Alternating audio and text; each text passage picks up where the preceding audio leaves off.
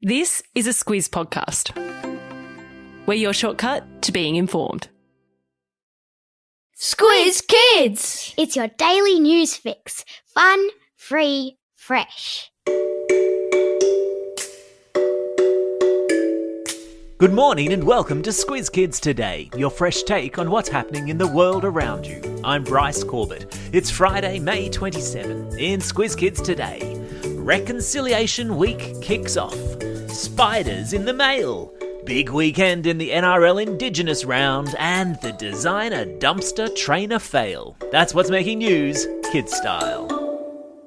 The lowdown.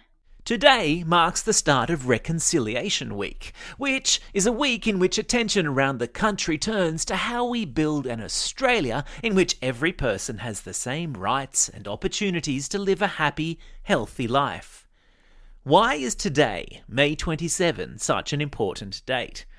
Because on this day in 1967, so 55 years ago, a vote was held called a referendum, in which the Australian people voted to give Aboriginal and Torres Strait Islanders the same rights as everyone else in the country. Up until then, in many parts of Australia, Aboriginal and Torres Strait Islanders couldn't vote in elections, marry who they wanted to, live where they wanted to, or even be allowed to raise their own children. Hard to imagine, isn't it? Reconciliation is a fancy word for making up for something you've done that's wrong. And that vote in 1967 was a step in the right direction in repairing relations between Aboriginal and Torres Strait Islanders and those of us who are more recent arrivals in this ancient land of ours. Reconciliation Week is a good reminder of how much work there is still to do and how far we still have to go. And the theme of this year's Reconciliation Week is Be Brave, Make Change, which pretty much says it all. If you're already a subscriber to Squiz Kids for Schools or our Apple subscriber specials, you'll know that each week we produce a Squiz Kids shortcut, a deep dive into a high-interest topic for kids. Well, today we're releasing one on National Reconciliation Week with the special co-host Alana Raymond. Alana is an Aboriginal primary school teacher. And because she does such a fantastic job of explaining why reconciliation is so important, we thought we'd offer all our listeners a sneak preview of the chat, which you can hear at the end of today's podcast. Plus, because we like to give, you'll find in your episode notes today a link to a special reconciliation activity sheet that you can do at school or at home. You're welcome.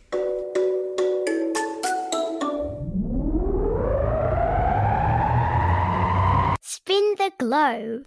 Each day we give the world globe a spin and find a news story from wherever it stops. And today we've landed in Hong Kong, where university researchers have just published a paper revealing the huge number of spiders being sent around the world in the post. The online trade of arachnids, which is the scientific name of those 8-legged creepy crawlies you either love or hate, has exploded in recent years, with more than 1,200 different kinds of spiders being offered for sale on the internet, including the striped Costa Rican zebra tarantula and even the common garden variety daddy longlegs. According to researchers, even as we speak, there are packages filled with spiders flying all over the world being delivered to people in countries far from the natural habitat of the animal itself, which poses something of a problem for biodiversity, with some spiders being taken from their homes to end up in a tank on the other side of the earth. Not to mention a problem for the postmen and women who have to deliver them. Imagine if they escaped during transit. Ooh.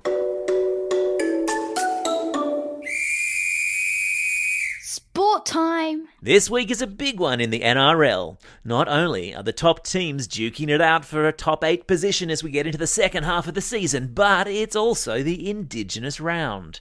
Now, if you're watching the footy this weekend, it means you'll see your favourite team playing in a special team jersey decorated with Indigenous art and motifs. And I've popped a link in your episode notes to an explainer of the meaning behind every club's Indigenous Round jersey design. The Indigenous Round also means that the Yuggera and Turrbal people, also known as the Brisbane Broncos, will take on the Ugamba people from the Gold Coast Titans, while down Sydney way, the Dharawal and Eora people, who you'd know as the West Tigers, clash with the Gadigal mob of the South Sydney Rabbitohs. Check out the link in today's episode notes to the names of your favourite club and the name of the Indigenous people on whose lands they play. For the Sharks, star back Nico Hines, to the Broncos winger Selwyn Cobbo and Bulldogs Josh Addo-Carr and the Rabbitohs Latrell Mitchell, all proud Indigenous men, this weekend is sure to be a special one.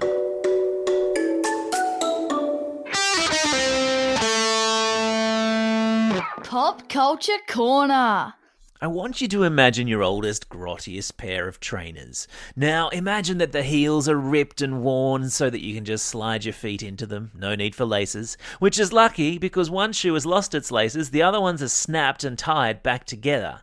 And now imagine pouring thick, black engine oil onto those sneakers so that they're really staying. I hope you're picturing what I've posted in your episode notes. $2,600 trainers from fashion house Balenciaga. In an example of fashion gone mad, the Paris-based brand has released 100 pairs of these limited edition trainers, apparently as some kind of a statement about the environment. But it's backfired in a big way in China, where millions of people last week mocked the brand online. There are lots of rich people in China, and fashion houses are trying to win them as customers, but Balenciaga has backfired as badly as Chanel did last year, when that fashion house released a line of messy hair accessories for $4,000. And based on online criticism that exists out there won't be many takers for a luxury Gucci Adidas umbrella that goes on sale in China next month for $2,300. Not least because it isn't even waterproof. What is the world coming to? Time for the Squiz. This is the part of the podcast where you get to test how well you've been listening. Question number 1. What animals are being sold online and sent around the world in packages? That's right, they're spiders. Question number 2. What special round of the NRL is being played this weekend? Yeah, it's the Indigenous Round. Question number 3. What's the name of the week that starts today, whose aim is to strengthen relationships between Aboriginal and Torres Strait Islander people and non-Indigenous Australians? Yep, that's right, it's called Reconciliation Week.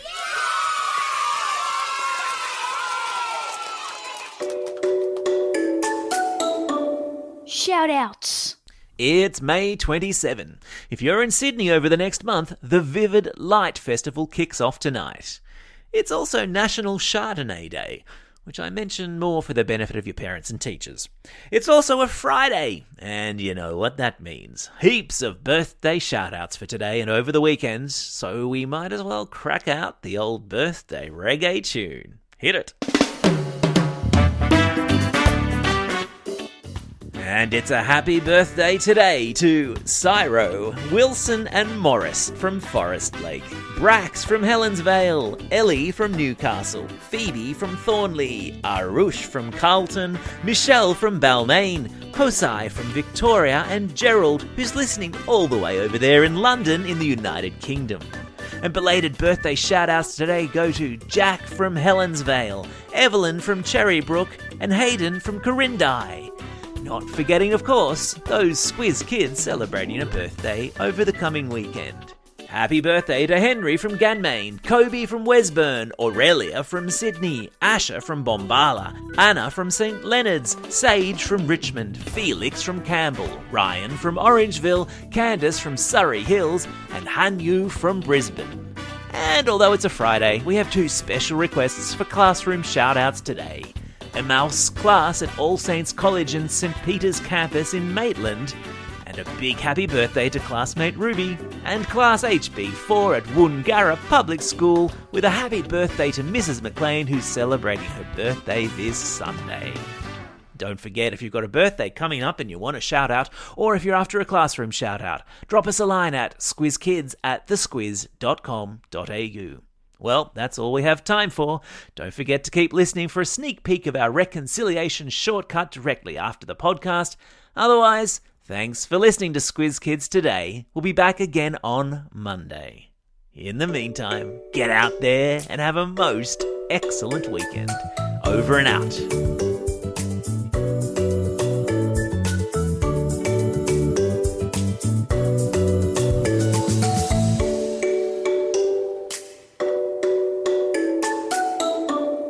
This is an edited extract of a Squiz Kids shortcut on Reconciliation Week. The conversation is between Squiz Kids' own Amanda Bauer and Aboriginal primary school teacher Alana Raymond.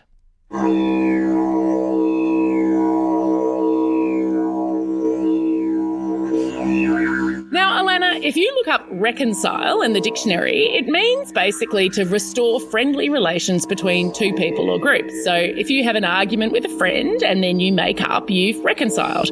Now, why do we need to have reconciliation between Aboriginal and Torres Strait Islander people and non-Indigenous Australians?